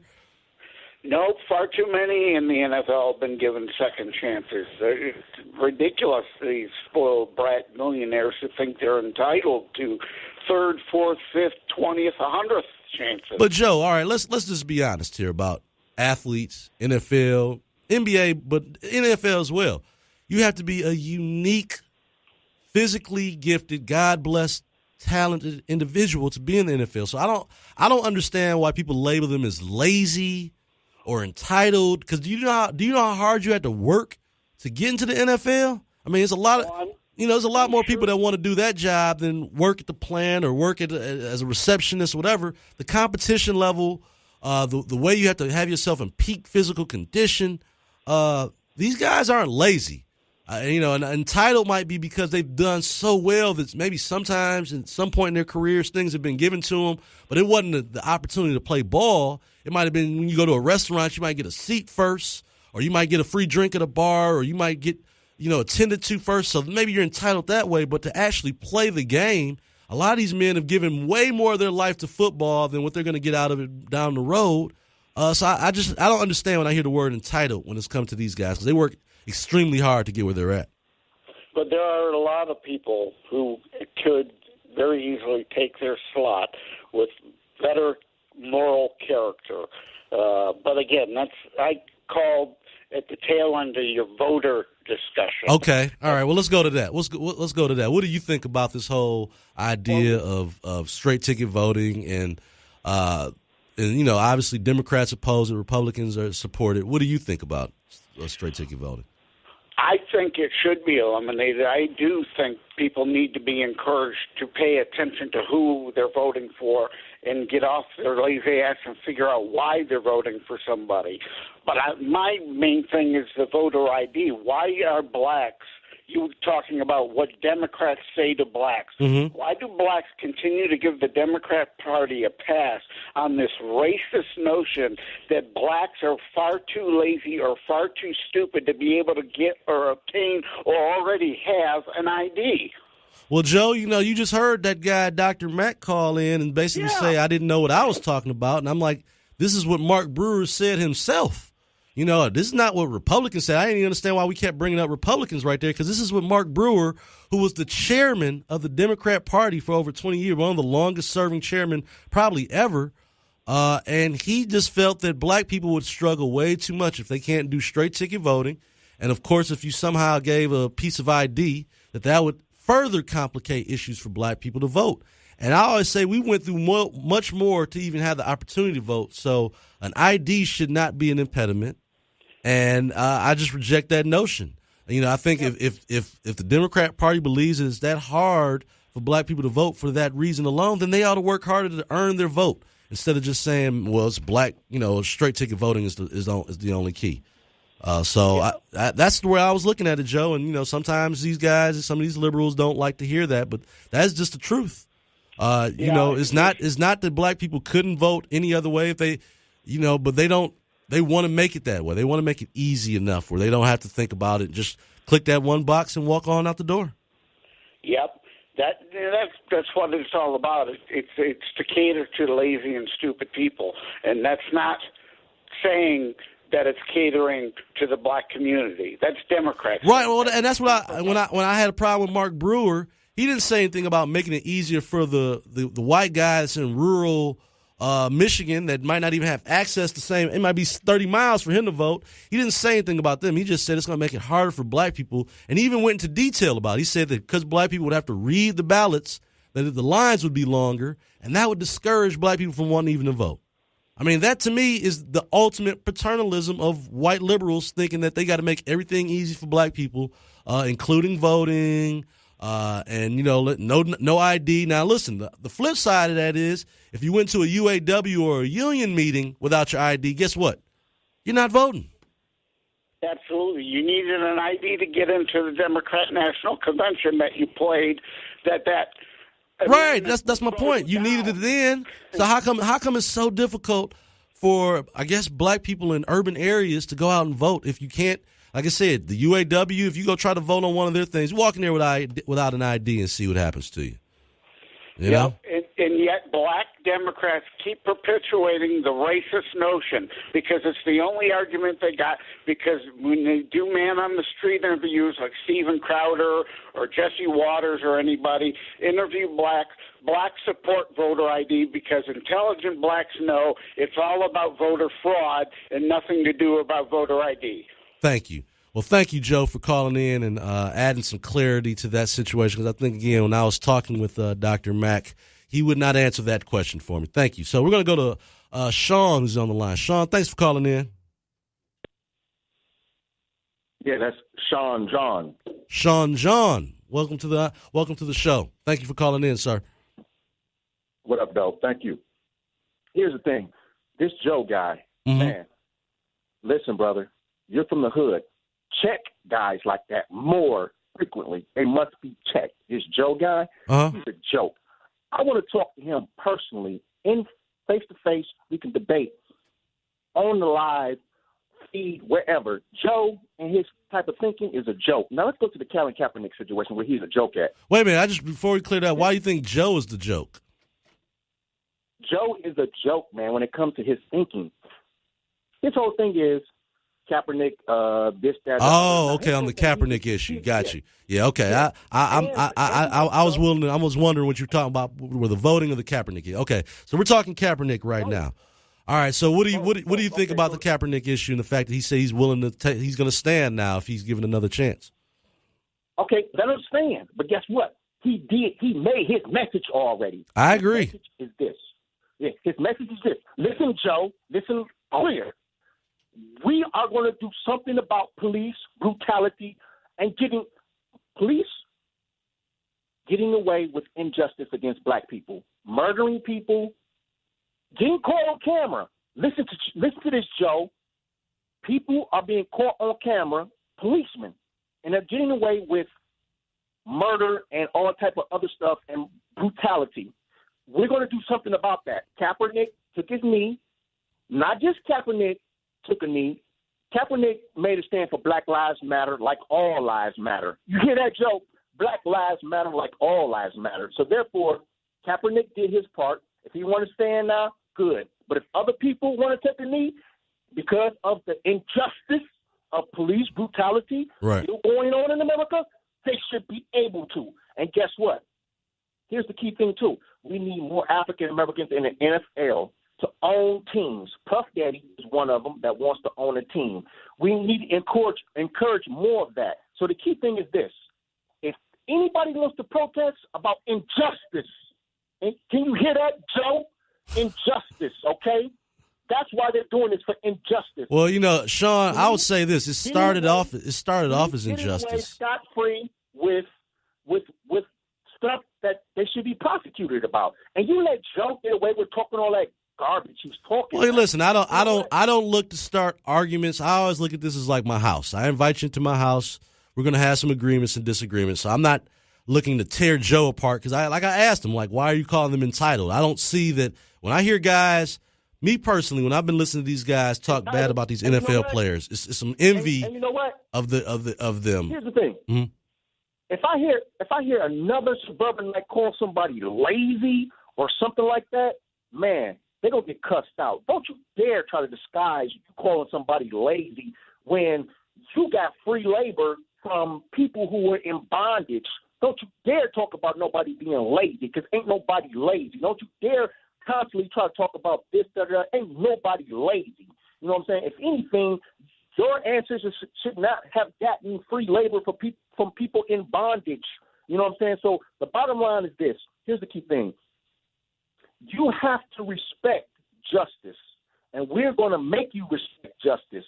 People of all colors. Now, people that think like Joe, we're gonna go at you with this on a regular basis. Joe, guess what, bro? We ain't playing that, man. We're going to meet you head on constantly, and we're going to debate you down. Because you know what? If I call into another station that is ran by suburbanites, if I call into another station where the station is ran by a host that's suburbanite, I wouldn't been able to say all of this.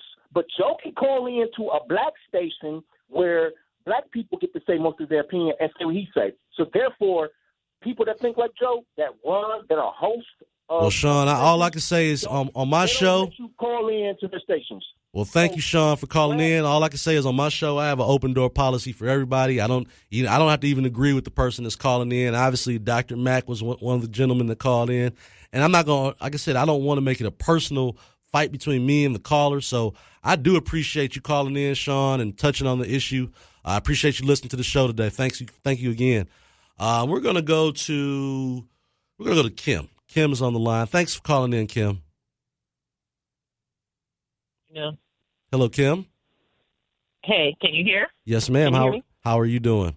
Okay, I'm fine, thank you. I was calling about the ID. Okay. So in some urban cities like Detroit, it is difficult for people to get IDs. So, for instance, if you have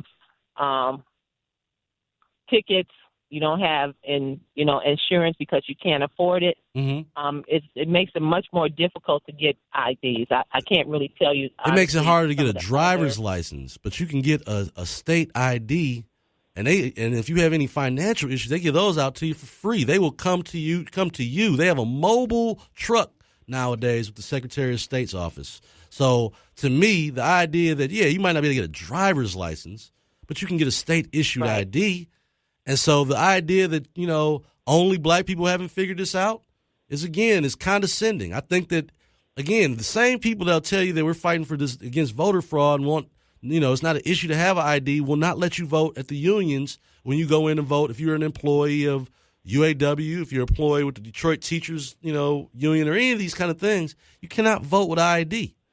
And so I find it hard to, like I said, driver's license. Yeah, you're right. Having points and fees on your license will make it hard to go get another picture driver's license. But you can go get a state issued ID.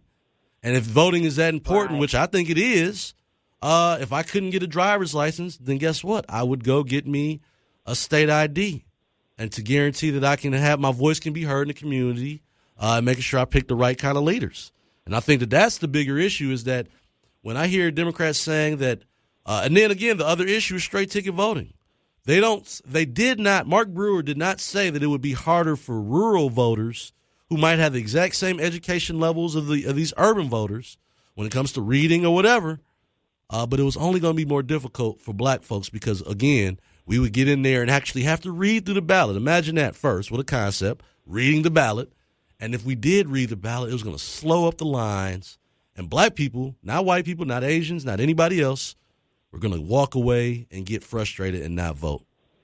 How is that not paternalistic? How is that not condescending? I do understand your concern. I do understand your concern from that point of view. Yeah, I mean, I've never heard any Republicans say that. I'm glad you brought up the point. Mm-hmm. I'm glad you brought up the point about the state ID, because you are correct. But again, there's a lot of frustration just in general that goes on, and your point is well taken. Okay. So your point is well taken as far as what's concerned, but I also don't think that it's about leadership either, and it goes deeper than leadership. There are things that happen in our society that really makes it frustrating for people. But if we want to change that, if we want to change that, we got to get out there and vote. I mean, it is bad that both parties can almost gamble sometimes on black people win or will they will not show up to vote. And I think we have to change that. That affects both parties. It affects leadership. It affects these police brutality issues are essentially local issues. When you look at Ferguson, for example, Ferguson was 60-70% black, but city council members were white. The police force was white because only 16% of the community showing up to vote, or 10%. It was some really bad number, and so that's what we need to focus on. Argument because I would definitely disagree with you in terms of, and so this is a whole nother topic, but I would disagree with you that police brutality against citizens has anything to do with voting. I don't think it's about, because I don't have that much faith in politics or politicians. So, but don't you think it reflects the people that they're hiring and putting in place? If only 15% of a community shows up, but let's say 45% of the other community shows up, votes, guess whose vote and guess whose voice is going to be carried on further? The 45%. And even though they might be the minority in the community, they're the voting majority. And that, to me, puts black people at an unbelievable disadvantage when it's talking about representation in your community. Ferguson's a great city. In Detroit, it's all, it's 85, 90% black, which is changing by the moment. And I suspect you'll see, over the next couple of years, you're going to see white city council members getting elected out of certain districts because they're going to reflect where they live. And so I just think that those are the things that, as an African-American that's very concerned about his community and pushing, saying that we need to vote more, those are the things I think we should be paying more attention to, Kim. But I do appreciate you calling in and giving what I would consider a fair analysis of what's going on. No, I don't know if it's fair. I don't think that we necessarily completed the conversation. Well, go ahead. Finish up. I don't want to leave with the assumption or having things being said that socially that there are some issues that's going on that makes it difficult for people to even move forward. In terms of the vote is not always just about a color because it's about the person's mentality. Right. I don't put that much. Yeah, so it could be a Democrat, it can be a Republican, but if your mentality is one of capital or greed or not caring about people, it doesn't make a difference what color you are. Okay. Fair enough. Well, Kim, I got to go to a break soon. I just want to thank you for calling in. And if you hear anything, you ever feel like you want to call back in and talk some more about it, you're always welcome on the Wayne Bradley Show. We've got the lines now. Looks like we got the lines blowing up here a little bit. I'm going to go back to Olaf right before the break here. Olaf, thanks for calling back in. Olaf, I guess Olaf was tired of waiting there. So, all right, we're going to go to Ken. We got the lines now. Everybody's starting to blow up. The lines are blowing up. Ken, thanks for calling in. Yeah, thank you, Mr. Bradley. Yes, sir. I just called and I just heard you make a statement that you don't have to have no ID to get any Michigan ID. Well, let me say this. In 2015, I went to get some Michigan ID. Don't you know I had to have 5 pieces of ID to get a Michigan ID? Listen, I'm not talking about the license. Right. But Michigan ID, you need to check this out. Okay. For Michigan ID, you have to have 5 pieces. I don't care if it's a gas bill, a water bill. You got to show them people who you are. You cannot walk in there and ask for some ID, and you can't prove who you are. Are the things they're asking for, are they unreasonable? Like a bill from your house? Or What I'm saying, but you made this statement. You got to have a Social Security card and everything else to get that. You got to have 5 pieces of ID in Michigan. 5 things that identify you, essentially, right? You're talking about like a Social Security? Identify you. Right. Well, I mean, if you talk about I think to me that's this voter's ID. What do this voter's ID consist of? Is it a special card or is it just No, you don't get a voter's ID. I was just talking about a state issued ID, and I'll look up what do you have to bring in. But if it's 5 things, 4 bills from your house and a old school ID or something like that. I think that if who have old school ID hanging around?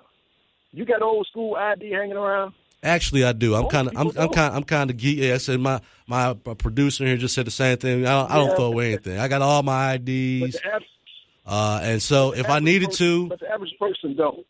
Well, listen. I mean, to me, we're making excuses for people, and we shouldn't be. They need to have their stuff together too if they want to go vote.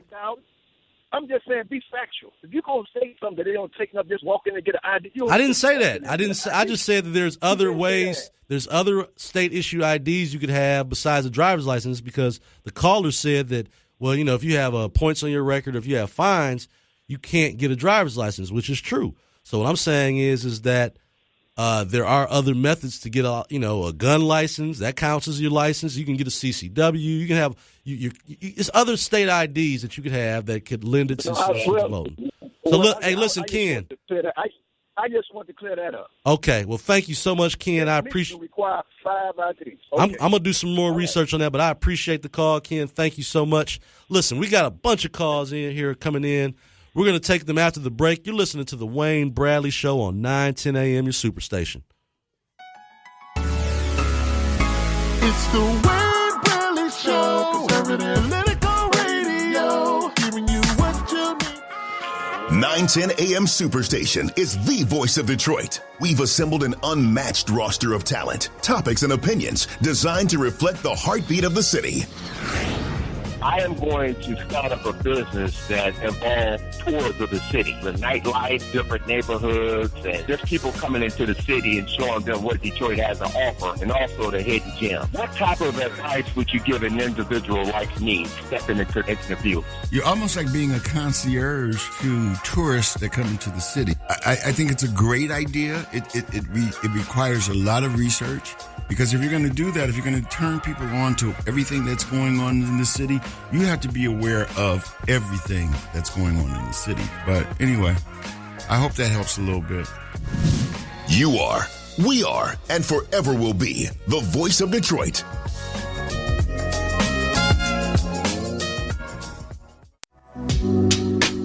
.910 AM Superstation. We're bigger and better than ever and growing daily. I'm Dr. Taylor. This is my inaugural show. Just a few things about me. I'm happy to be here to be part of the Superstation team. This program, we want to talk about addiction, which is a really broad subject. It covers a whole lot of things. I ask you to call in if you want to talk to me on the air about anything. We have online Sandra. You have been my mentor for years. I look up to you. so. And I talk about you all the time to people. So I think that what you've done proved to other people that they can do whatever they want to do with their life. And that's helped me get back up, too, because I was an alcoholic at one time. And I've been sober for 12 years on September 15th. 910 AM is the gold standard for talk radio. There's always something new to talk about, and 910 AM Superstation wants to have you covered from every angle. So we're adding some familiar voices and strong opinions to the best talk radio station in town. I'm Republican, from Detroit, and I'm black. Yeah, that's right. Different perspective, different view. Don't miss the Wayne Bradley Show on Superstation 910 AM. From 7 to 9 a.m., we'll have the editor for the Detroit News, Nolan Findley. This is the most volatile time in the country in my professional career. And, that generates a lot of news, a lot of stuff to talk about. Followed by the one and only David Alexander Bullock from 9 to 11 a.m. The People Show, man, we bring it to you live and in full effect. The always insightful and controversial Steve Niebling from 11 a.m. to noon. And I do want to hear from you what you want to hear from me. Bankalay Thompson from noon to 2 p.m. This is the platform where we delve into the facts and informed opinion. We ask the tough questions. The Cliff Russell Show from 2 to 4 p.m. I don't care how much you know until I know how much you care. Spud from 4 to 6 p.m. Detroit's only African-American talk station, 24/7 Spud is here. Rochelle Riley from 6 to 7 p.m. I want to stress that this adventure is about life in Detroit and Michigan. And Cliff Woodards from 7 to 9 p.m. So this is it, y'all. We are the only talk radio station for African-Americans in this market. 910 AM Superstation, the only African-American talk radio station in town. Can health insurance be more human, more compassionate? Can it be healthier? It's up to us to show our corner of the world how, and it starts with putting people first, a task we take deeply to heart. That's why we don't see our members as numbers. They're our neighbors, and we care about their health as much as they do. At Priority Health, we have 996,000 reasons to offer Michigan the best health insurance possible, and we care about every single one. Priority Health, a healthier approach to healthcare. It's the Wayne Bradley Show, conservative political radio, giving you what you need to know. Listen up, it's the Wayne Bradley Show. And welcome back to the Wayne Bradley Show, live on 910 AM, your Superstation. And I want to thank all the people who have been calling in so far. Just a friendly reminder that I am now on from 5 to 7 a.m. every morning, Monday through Friday. So make sure you call in, get your morning started with me. Either you get your morning started feeling good or maybe get the morning started getting you just a little riled up going into work. But either way, start your morning off with me here on 910 AM, your Superstation. We're going to go with Rick, who's been on the line for a minute. Rick, thanks for waiting. Thanks for calling in today. Hey, my pleasure. And as usual, you're having I think, honest and open conversation and letting people know what you believe and, what the party believes. I just wanted to add something because you had mentioned the voting piece and public engagement. And I think I would start with a quote. People must be aware of their problems in a realistic way. They must be able to analyze their problems and to work out common solutions. In other words, a community is easily divided when their perception of the same thing is different. Okay. Stephen Biko. That's Stephen Biko. And I raised that because when we talk about Ferguson or we talk about here, part of good public education includes knowledge of what's going on around you. Mm-hmm. And so we have to make sure that that's provided when we, talk about the public's engagement and the public voting. Now, one of the things that changed in Ferguson was that new people pledging to be candidates came about. But what didn't happen is no one went in and collected the claims or the narratives from the individuals with the problems first. They just came in and said, hey, we want to represent you. We'll do a better job. We know you got a police problem. We'll do this and that. And so that disconnect comes when the citizens, the everyday people, like myself, we can't follow or track our issue. That means I don't know where the data is on my landlord-tenant issue that I had 2 months ago. I called my state representative or whomever. I don't know what they did with it. Right. I called 2 or 3 people. I don't know what they did with the information. The data is just gone. Will the data ever be used in any constructive way to affect my problem or to find a solution? I don't know. And I think it's that scattering that keeps the numbers way down. And if we want to raise those numbers, if we really want to get people out voting, then that's where we have to connect them into, what they're talking about. Right. We have to talk about issues of, juvenile lifers. We've got to talk about issues of human trafficking. And we have to talk about them in realistic ways, not saying that we can do grandiose things about problems that have been around for a long time. But we need to do what advocacy must do, and that's acknowledge the problem or the claim from an individual. Without that acknowledgement, it's not much trust that you will get anything done. And so we, for a long time, have been impacted by activist accomplishments to get into administrations that are not very activist friendly. They want to do their own thing. All of a sudden, they no longer want inclusiveness. They are no longer talking about lifting every voice. They are in charge. And I think that was a bad practice, and it took a lot away.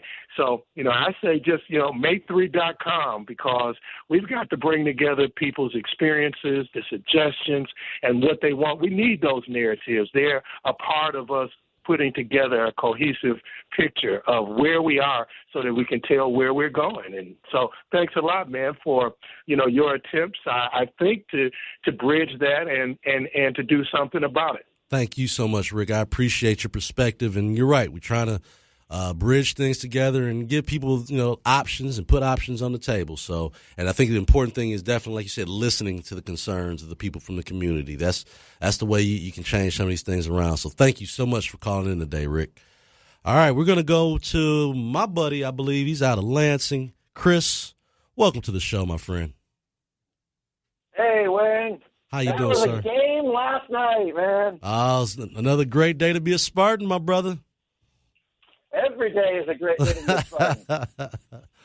Yes, indeed. Yes, indeed, sir. As you're listening to these conversations here, you're a football guy. What do you think of Colin Kaepernick saying he'll stand now for the anthem if he's given another chance?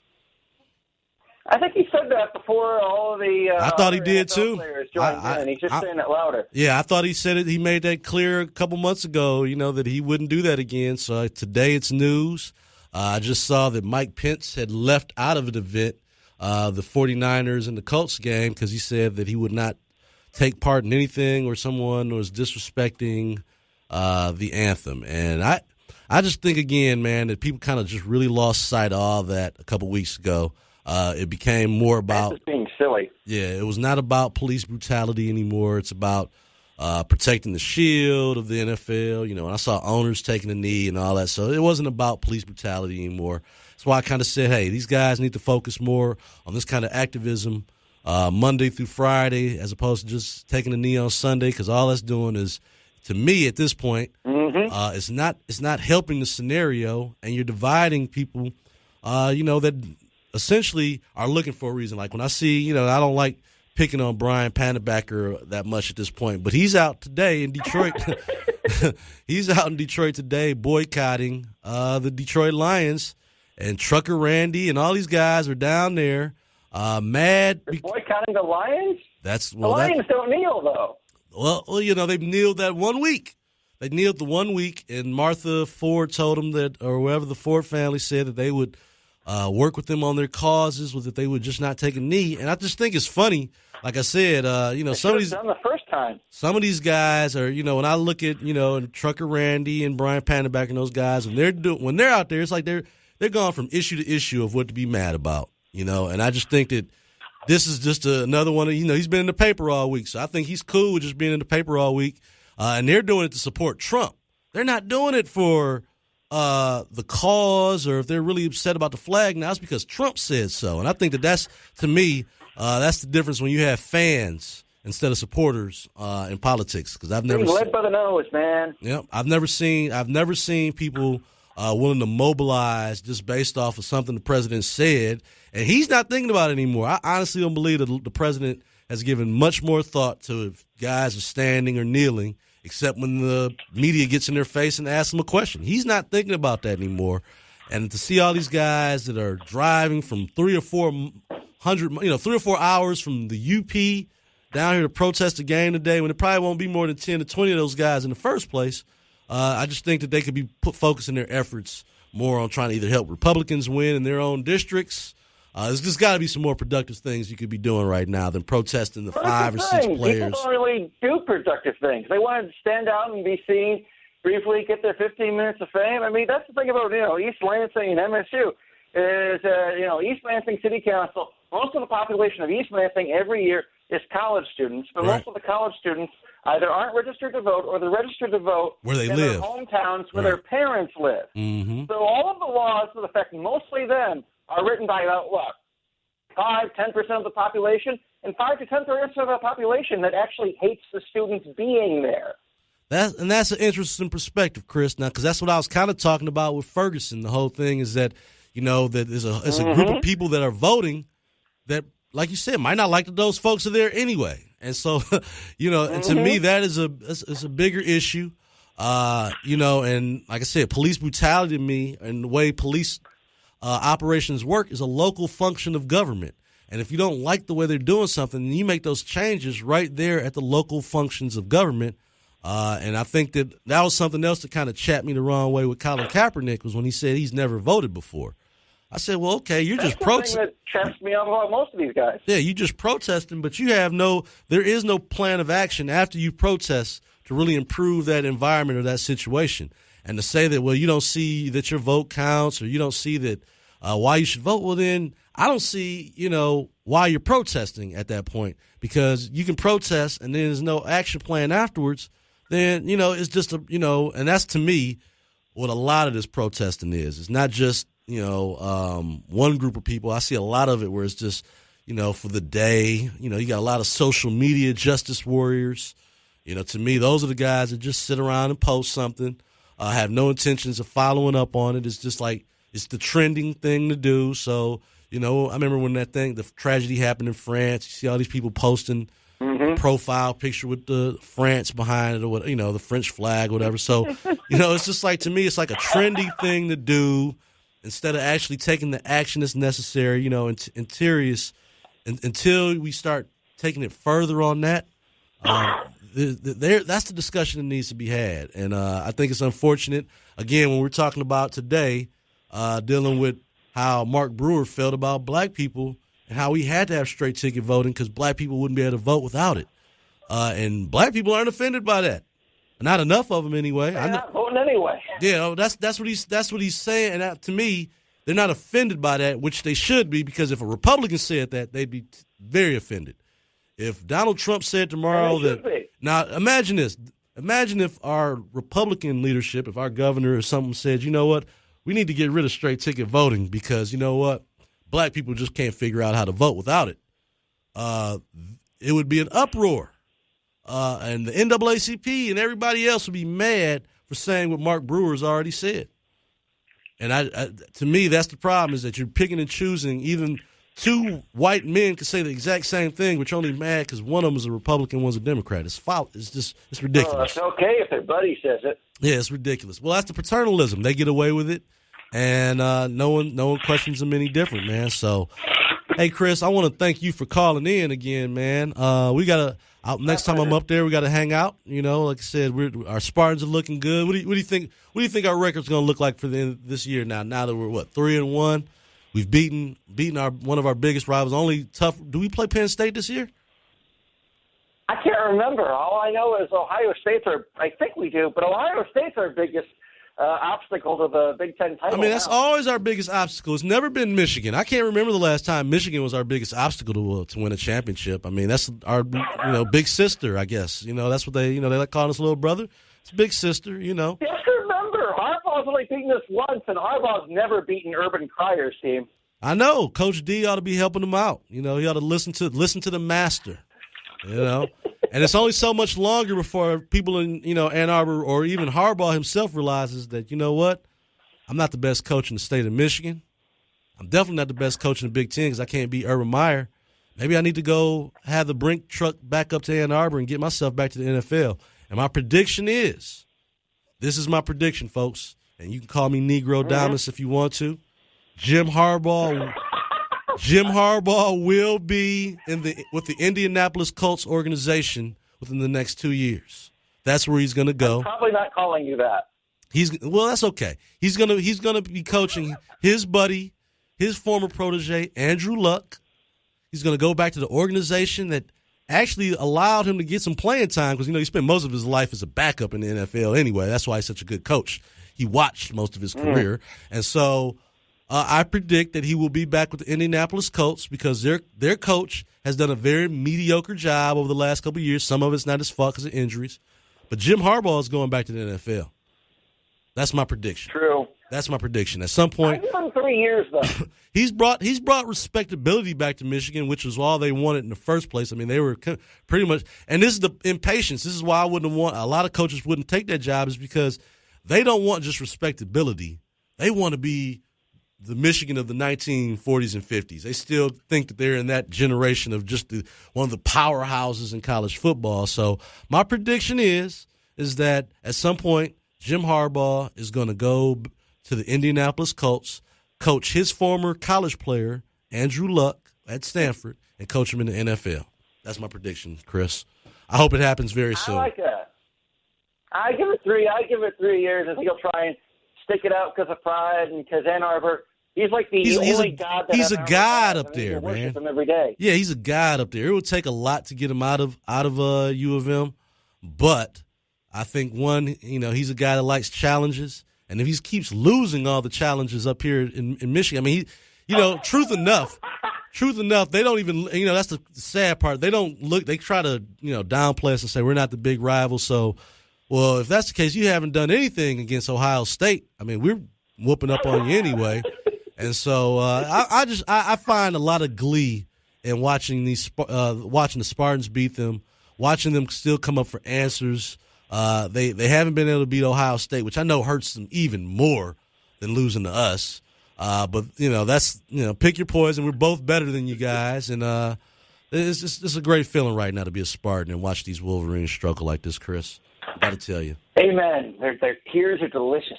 Yes, they are. They're yummy.